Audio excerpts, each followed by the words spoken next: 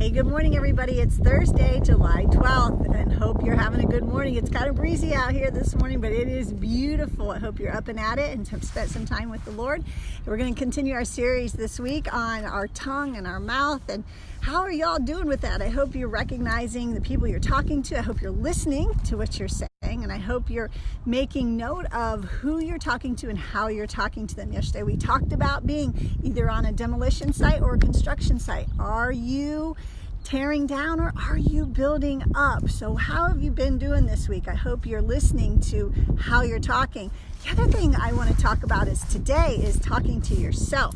This is something that so many times we think maybe somebody's crazy if they're talking to themselves. But here's the thing. There's a great verse in Proverbs 16:23, and it says this: the heart of the wise instructs his mouth in wisdom and adds persuasiveness to his lips.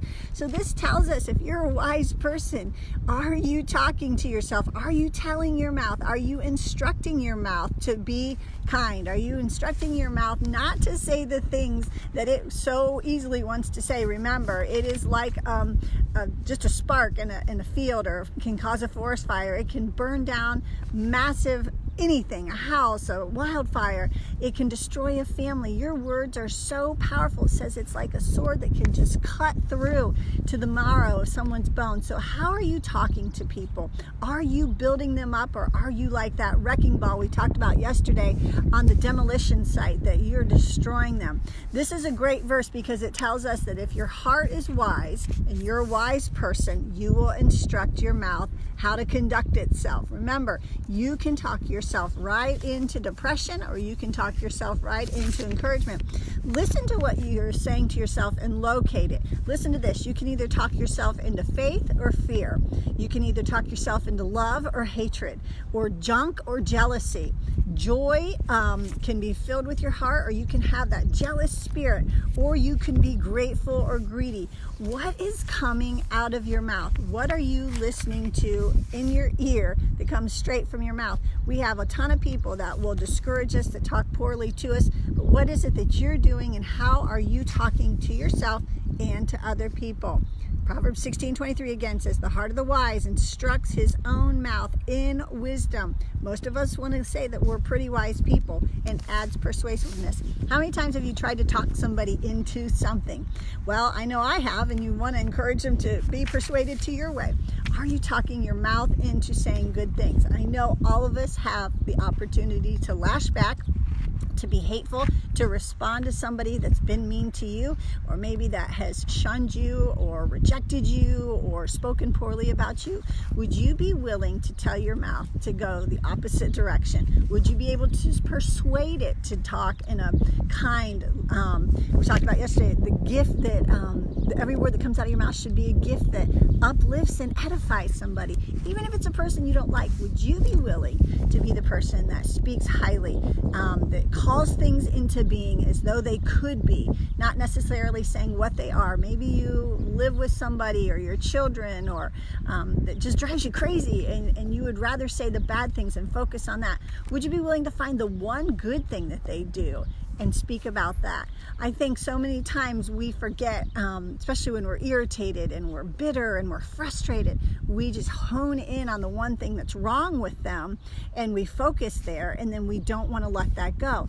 I know all of us can find something good in somebody. Would you almost be like the scientist that to look through a microscope and you magnify in? Would you find the one good thing they do? I don't care how small it is. Maybe they just, I don't know, pick up their clothes right. Maybe they make something great dinner. Maybe they are good to children, or good to a dog, or maybe there's something that is good inside somebody that you could find. Could you talk to them in the way that would be encouraging to them? I know somebody I had told one time had such a servant's heart, and I told him that, and it was amazing to watch when I said, wow, you have such a servant's heart, how much they would rise up to even that potential, even more so. They just began just serving and serving. And it was really neat to see, because it was like once I spoke goodness into them, they just rose up to the occasion. And I think that so many times we forget to we hone in on the negative. And if we would just remember to find the good in everybody and speak that. And sometimes we have to talk to ourselves and say, you know what, regardless how they're treating me, regardless how I feel, I'm going to say something nice to them. Something interesting that happened with us yesterday, our newest grandbaby is tongue-tied, and so we had to take him to the doctor, and they had to do the laser and cut underneath and up here. But something we learned, it was amazing, and I even told Bailey, my daughter, I said, this is going to be part of Morning Light, because we had learned that when people are tongue-tied, that little membrane can affect everything else. People are known to have severe migraines, sleep apnea, a lot of other problems when their tongue is not right, and if that's not clipped. Something I just thought was so amazing is when our tongue isn't right in our mouth and how we speak, it can make every other part of our life miserable. And I think the same is true what the doctor told us physically, that if the tongue is tied and it's tight, it makes your neck tight, it makes you have a headache, it makes you hold your neck different, it makes you carry your body different. And they're doing touch therapy now to release all that tension that comes from that little member, that little piece of membrane that holds the tongue too tight before it's been cut. And I was just amazed to think that one little member, and that's what it talks about in the Bible, especially in Proverbs, the littlest member of our body, the tongue, is the one that can do the most damage. And I found that to be amazing, that when something's wrong with our tongue, like Rush yesterday had to have that clipped, it was too tight. Once that's released, every other part of his body will be fine. But as long as it stayed tight and connected to where he couldn't speak or get his tongue out to milk, to take in milk, or to eat later in life, or his speech, everything else in him could go wrong. And I just had to think, man, that's so true with our own life. If we would talk nice, if we would talk kindly, if we would talk with encouragement, if we would talk with lifting people up, if we would just find the words to say other than the quick ones, or the snide remarks, or the harsh words, or the words that are just cutting, would you be willing to speak kindly, to bring healing to your own body especially, but then to other people? We know that words can kill, and we've seen that all across our world. Social media especially can just damage so many people. And it's kind of like when there's a drop of blood, it's like it's a feeding frenzy. And I've seen this especially with the kids, or someone's hurting, that you just see someone wounded, and all of a sudden there's a pack of wolves that will jump on top of them. And I think it's so profound to say that it's a sad part of our society, that it's almost a feeding frenzy. When someone speaks poorly of somebody, then everybody else wants to jump in and give their opinion. Would you be the one person who doesn't do that? Would you be the one person that says, I've heard people talk about other people's marriages, or maybe somebody's having an affair, and I said, we're not there. We don't know what's going on in their marriage. And the one thing we do need to do is probably pray for them, both of them, because if it's true, God help them. If it's true, God help their children and everybody else. We don't have to be that feeding pack of wolves that jumps in when you hear gossip, where you jump in and have to be a part of tearing somebody else down. Would you be willing to lift them up, even if it is true? Would you be willing to deter the conversation away from the negativity and bring light and bring goodness to them? So I want to encourage you today to talk to yourself. Remember, Proverbs 16:23, the heart of the wise instructs his mouth in wisdom and adds persuasiveness to his lips.